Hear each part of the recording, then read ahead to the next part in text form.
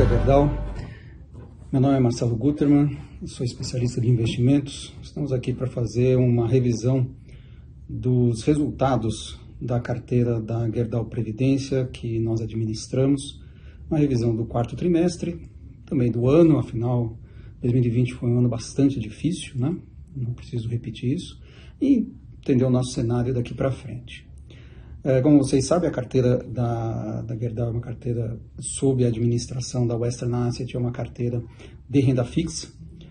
Foi um ano de taxas de juros muito baixas, então a carteira nominalmente rendeu pouco, né? Porque as taxas de juros realmente estão baixas. Nós estamos falando aí de uma rentabilidade em 2020 da ordem de 2,94%, acima da Selic, acima da meta nos dada pela fundação, mas mesmo assim uma taxa de juros bastante baixa. A gente vai conversar sobre isso, qual é a nossa perspectiva para a taxa de juros nos próximos meses. Apesar de a gente ter conseguido bater a meta no ano de 2020, não foi um ano nada fácil, muitos altos e baixos, com essa questão da pandemia. Em março, a rentabilidade da carteira foi negativa, né, que não se espera numa carteira de renda fixa, para dar uma ideia aí do tamanho da crise. E mesmo assim conseguimos recuperar essa performance ao longo do ano, principalmente em novembro e dezembro. E o que nos deixa com uma performance acima dos benchmarks dados pela entidade, em prazos mais longos, inclusive. Nós fechamos o ano de 2020 acima do benchmark e fechamos aí as janelas mais longas também acima do benchmark.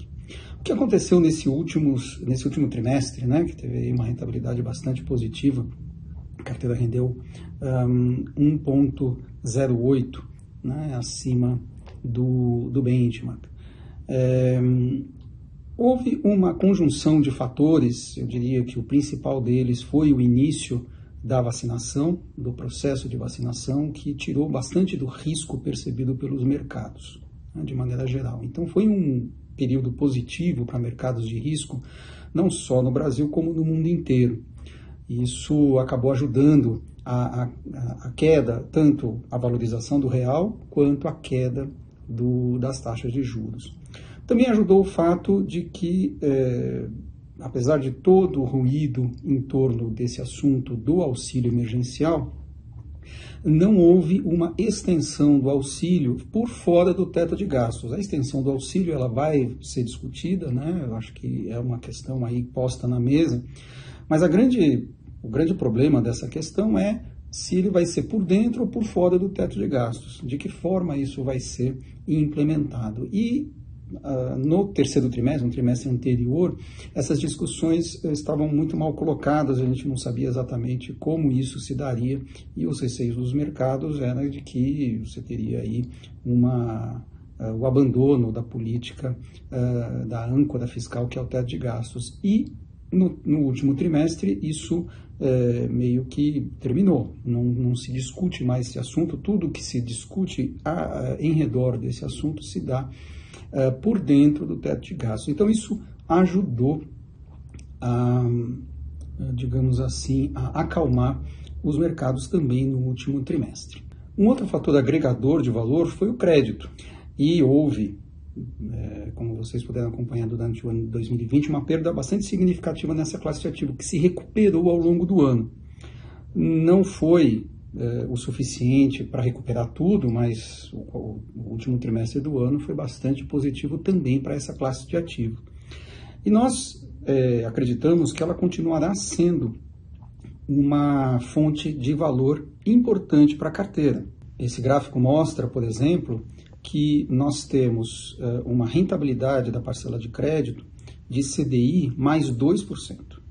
Né, acima do CDI, 2% acima do CDI. Então, praticamente, essa carteira está rendendo hoje, com a Selic a 2%, 200% do CDI. É uma fonte importante também de agregação de valor. Qual é a nossa perspectiva para a taxa de juros daqui para frente? Eu vou dividir essa discussão em duas partes. Primeiro, a questão da taxa Selic. Nós tivemos na última reunião do Copom, agora em janeiro, uma sinalização do Banco Central bastante firme na direção de uma normalização da política monetária. O que significa isso? Significa subir a taxa de juros até um ponto de, pelo menos, neutralidade da política monetária, ou seja, uma taxa de juros real positiva. Hoje nós estamos com uma taxa de juros real negativa, a inflação está rodando ali, vamos tirar essa inflação de 2020 que teve o choque de alimentos, então a inflação foi 4,5%, nós estamos com a inflação rodando ali na faixa entre 3% e 3,5%. Com a Selic a 2, nós estamos com uma taxa de juros real negativa. Então nós aqui na Western imaginamos que o Banco Central, ao sinalizar isso, está apontando para uma taxa de juros real próxima de zero, até o final deste ano de 2021, o que significa uma Selic terminando o ano em 3,5%. E a partir de 2022, aí sim você teria, com a recuperação da atividade econômica, uma Selic positiva, ou com uma taxa de juros real positiva, aí na faixa de 1%, então uma Selic de 4,5%. Então 3,5% para o final desse ano, 4,5% para o final de 2022, esse é o nosso cenário hoje. Então essa é a primeira parte. A segunda parte é, o que a curva de juros está precificando? Quais são as oportunidades da renda fixa que nós estamos vendo hoje? Nós estamos vendo na curva de juros uma precificação de uma Selic muito mais alta. Para vocês terem uma ideia, hoje a curva de juros está precificando algo como 5,25% de Selic no final de 2021 e acima de 7% no final de 2022. Então, como o nosso cenário não prevê uma Selic nessa magnitude, investimentos pré-fixados são hoje, na nossa opinião, o melhor investimento dentro da parcela de renda fixa. Por isso que nós estamos posicionados hoje na parte intermediária da curva de juros, no pré-fixado com vencimento em 2023 e no pré-fixado com vencimento em 2025, janeiro de 2023, janeiro de 2025, porque eles embutem uma Selic muito mais alta, que a gente não acredita. Então, o que vai acontecer? Essas taxas, se o nosso cenário estiver correto, essas taxas vão recuar. Elas vão cair, dando um ganho de capital para o fundo nos próximos meses. Então, essa é a nossa estratégia hoje. Quais são os riscos dessa estratégia? Onde a gente pode estar errado? Nós vemos como principal risco para essa estratégia uma discussão fora de hora e de lugar sobre abandono da âncora fiscal, que é o teto de gastos. Então, nós não estamos vendo caminhar para esta direção, mas se o cenário caminhar para essa direção, essa posição vai sofrer porque as taxas de juros sobem precificando uma piora do cenário fiscal. Lembrando que a curva de juros já está embutindo uma Selic acima de 5% para esse ano. Então já tem bastante desaforo aí nessa curva de juros. Mas se efetivamente esse cenário fiscal piorar, as taxas sobem ainda mais, prejudicando essa posição. Então esse é o primeiro e grande, eu diria, o principal risco dessa posição. Um segundo risco, que também é um risco grande, mas é um risco de menor probabilidade na nossa visão, é uma aceleração do crescimento econômico global que coloca em risco a trajetória inflacionária global. Não nos parece que isso esteja no horizonte, está longe disso.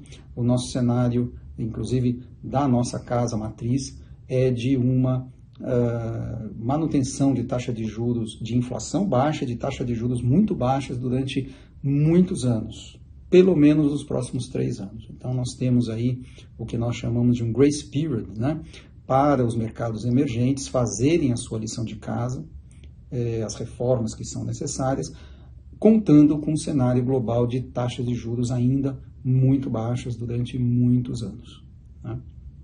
Então esse é o nosso, digamos, esses são os riscos para esse nosso cenário base.